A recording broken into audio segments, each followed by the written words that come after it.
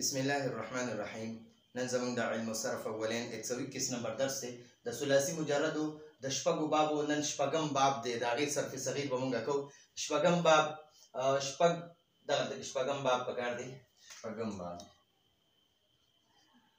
شپږم باب د فاعله یفعل په وزن دی. فاعله یعنی ماضي کې عین کلمه مکسور ده او په مضارع کې عین کلمه مکسور ده.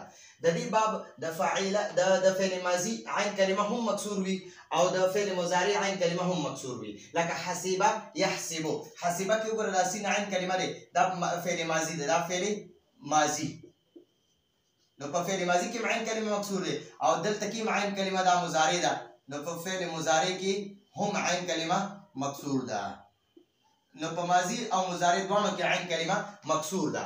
نو دا اخیری باب هم دی او دا تقریبا چې ډیر کم بالکل په نش کې حساب دی، دا ډیر کم راځي، اکثر نه استعمالیږي.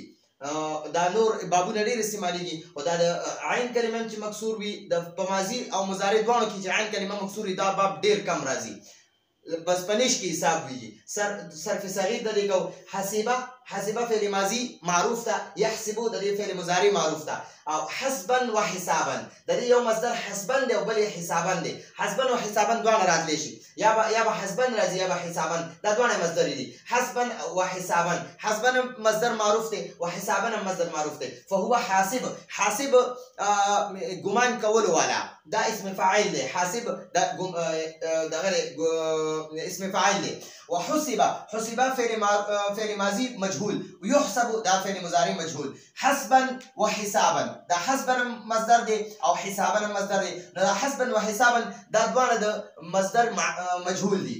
فذاك محسوب، محسوب دا چې کوم باندې ګمان کړی شوی وي. محسوب اسم مفعول صيغه ده.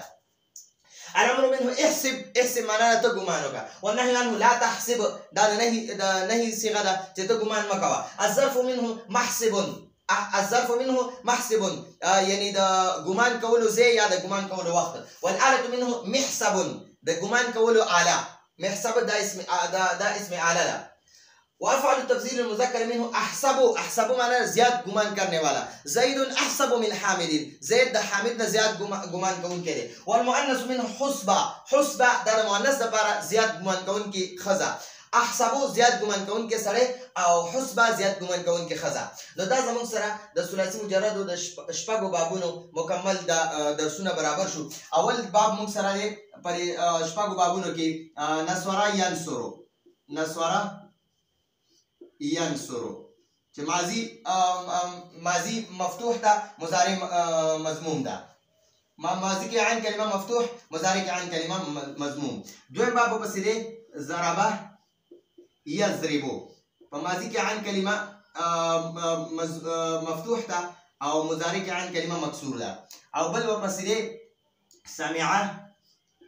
سمعه یسمعو، یسمعو. په دې کې مضارع کې ماضی کې عین کلمه مکسور ده، مضارع کې عین کلمه مفتوح ده. ٹھیک شو؟ بیا ورپسې دی فتح یفتحو. دا داسې باب دی چې د په ماضی کې عین کلمه مفتوح ده او په مضارع کې عین کلمه مفتوح ده. بیا ورپسې دی کرمه یکرمو، کرمه یکرمو. نو د دې په ماضی کې عین کلمه مضموم او په مضارع کې عین کلمه مضموم. بل ورپسې دی حسبه، دا اخري گردان دی چې نن هم کوم کو. حسبه یحسبو. نو په دې کې په دې اخري حسبه یحسبو په ماضی کې عین کلمه مکسور ده او په مضارع کې عین کلمه مکسور ده. نو دا زموږ سره دا شپږ ابواب د ثلاثي مجردو.